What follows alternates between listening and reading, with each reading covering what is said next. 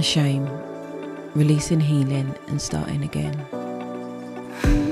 Hey beautiful people, welcome back to the Striving Butterfly. It's your girl Colleen, and I'm so glad you're here to join me again. And today we're diving deep into something that has really been sitting heavy on my heart, and I thought it was the right way to bring the first episode back. It's more like, where have you been, Colleen? Where have you been? So this episode is all about shame.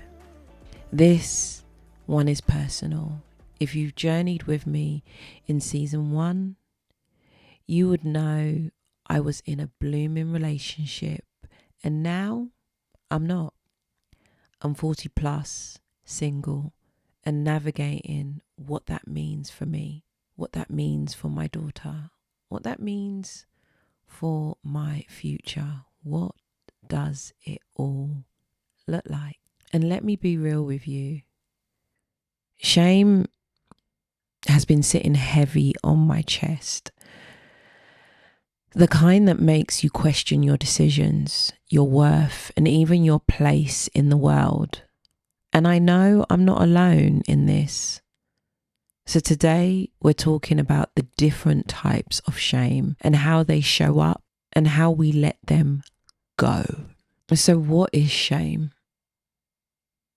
Shame isn't just feeling bad about something. It's feeling like you are the problem. Unlike guilt, which says, I did something wrong. Shame says, I am wrong. And that is dangerous. It doesn't matter what part of our lives we're going through. It doesn't matter who we've got in our lives. It doesn't matter how much we love and love is loving us. It doesn't matter if we have the best parents and friends in the world. In some shape, form or other, we all feel some type of shame. But shame thrives in silence. It makes us believe we have to carry it alone. It makes us believe we have to carry it alone. But I'm letting you know today, we are not doing that. Today, we are giving shame its eviction notice. So if you're ready, like I am ready, and I have been ready, today is the day we tell shame to get out. Get out of my room, get out of my house, get out of my car, get out of my church, get out of my workplace. Get out. You have been served. If you need a moment, take a moment to really cast that shame away. Like, let it go. Like, don't hold on to it. We're going to go through it, but if you just need to shake it off and let it go, do that now. But let me explain to you the different types of shame. Shame can creep in from so many angles. And in this season of my life, I felt it in so many ways that I didn't even expect. I wasn't ready to end a relationship. I wasn't ready to be single. I wasn't ready to face challenges at work. I wasn't ready to question the business that I started in the pandemic. I wasn't ready to face my parents. So the first shame that I felt, and the first type of shame we're going to go through, is relational shame. Did I let my daughter down? My daughter is 21, nearly 22, a young woman now, making her own choices, carving her own path. And as a mother, I wanted to set an example, not just of love, but of stability. There's a part of me that wonders, did I let her down by not holding on to a relationship? Did I show her that love is something that slips away?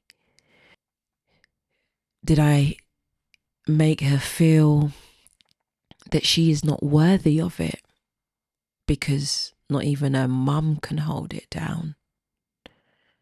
But then I remembered love isn't about holding on at all costs.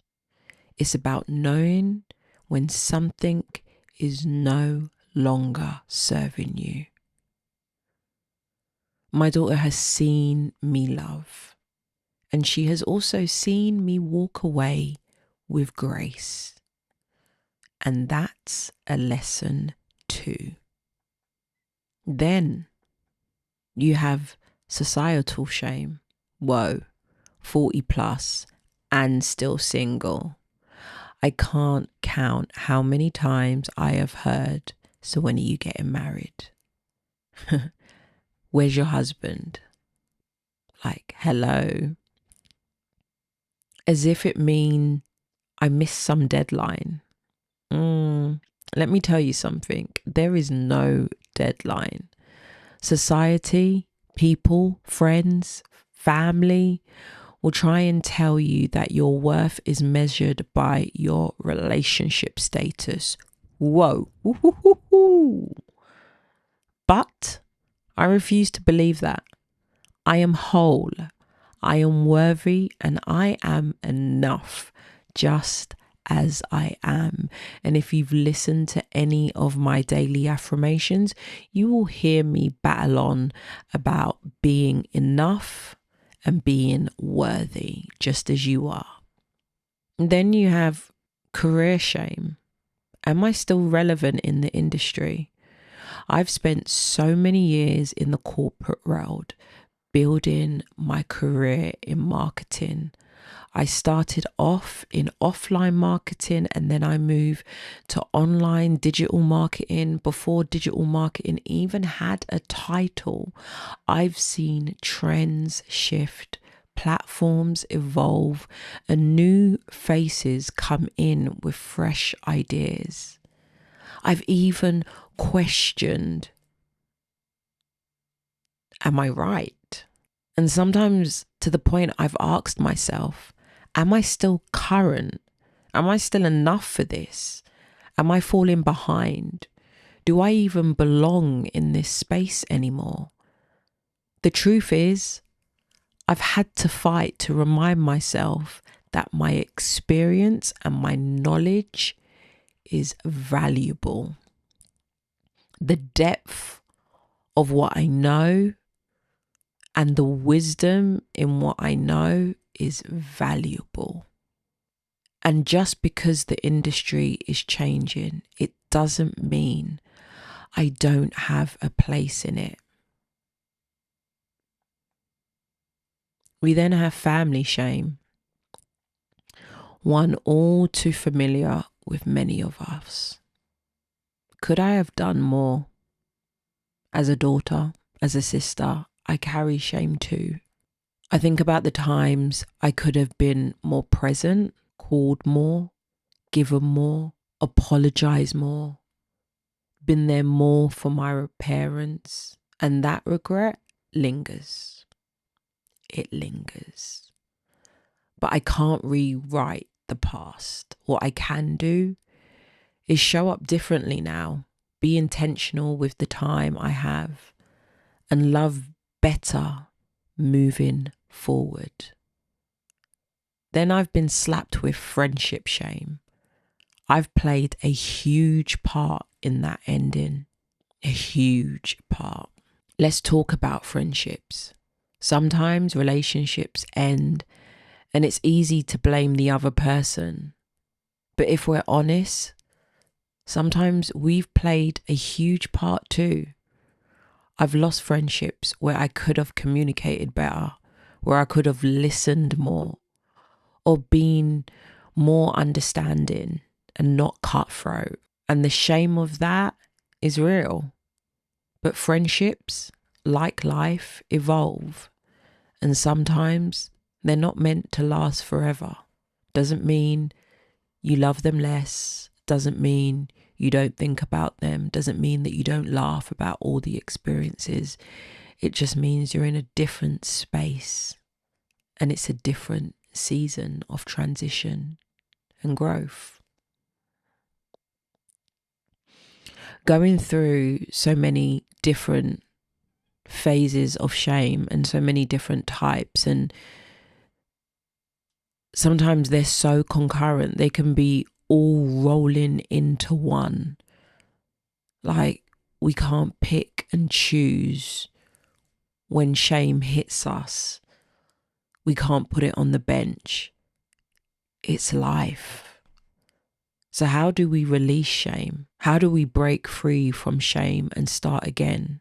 With all that I've been through, with all that I've seen, with all that I've tried to come to terms with, I'm not great. I'm far from perfect. I make mistakes, as I've said. At work, I've made mistakes with my team. I've made mistakes with my daughter. I've made mistakes with my mum, my dad, my sister, and my niece. I've made mistakes with my godchildren. I've made mistakes with my friendships. I've made mistakes in the relationships that I've been in. And I've played a part in all of that. And what I have noticed, and what I do know, and what I've come to terms with, is that I see it and I own it. I own the shame. I own my mistakes. I own that I'm not perfect. I own that sometimes we just need to start again. So in all of this change and transition and growth and development, here's what's helping me. 1, acknowledge it. Say it out loud. Call it what it is. Shame loses power when we bring it into the light. 2, rewrite the narrative. Shame tells us we failed, but what if this is just a new chapter? Not the end of the book. This is just a pause moment. This is just make another cup of tea and sit down for the next couple of pages. 3, find your safe space. Surround yourself with people who uplift you, who see your worth even when you can't. And sometimes they're not your direct besties or friends. They're people that just blow afresh into you because they see you. And sometimes it's your colleagues. Sometimes it's your parents' friend's friend. Stop picking and choosing the immediate people that we see in front of us. Sometimes it's someone else's voice we need to hear. 4, anchor yourself in truth. Shame is a liar. Hey! And the only way to fight lies is with the truth. Sometimes we don't have to cuss and curse and throw our toys out of the pram. Sometimes the truth is all we have, and sometimes the truth doesn't need us to talk about it, because sometimes the battles fight itself. Something that's got me through, and a verse that I love, is Isaiah 61:7. Instead of your shame, you will receive a double portion, and instead of disgrace, you will rejoice in your inheritance. And so you will inherit a double portion in your land, and everlasting joy will be yours. The Lord just doesn't take away shame. He replaces it with joy, honor, and restoration. And sometimes he's also showing us that it's time to move. It's time to evolve. It's time to transition. So where to start again? If you're feeling stuck in shame, I want you to know you are not too late, not too broken, and not beyond redemption. Start small. Start by being kind to yourself. And if you need a place to begin, I have many episodes where I keep you fresh and up to date with daily affirmations that can help you shift where your head is at. You just got to trust and believe. So somewhere in this window, you'll be able to click along, watch after this episode, and just start speaking life into yourself all over again. It may feel uncomfortable. It may feel, this is not for me. Or you may even think this is for women only. No, it's for women and men. It's for everyone. Shame doesn't get to hold us hostage. I have been, and I'm still choosing to let go of the shame that says I should have had it all figured out by now. I'm choosing to embrace the fact that my story, your story, is still unfolding. It's not the end. It could be the beginning, it could be the middle, but it's definitely not the end. When you're waking up again, it means you've got to start all over again. You got a fresh start all over again. So along with me, release the shame. Walk boldly into who you are meant to be. Hold your head up high. Higher than that. Hold your head up high.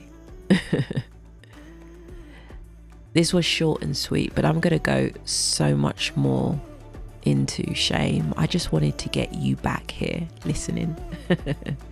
So until next time, keep striving, keep growing, and keep embracing the journey. I love you, and you should start loving you a bit more. This is Colleen, and you've been listening to the Striving Butterfly podcast. Until next time.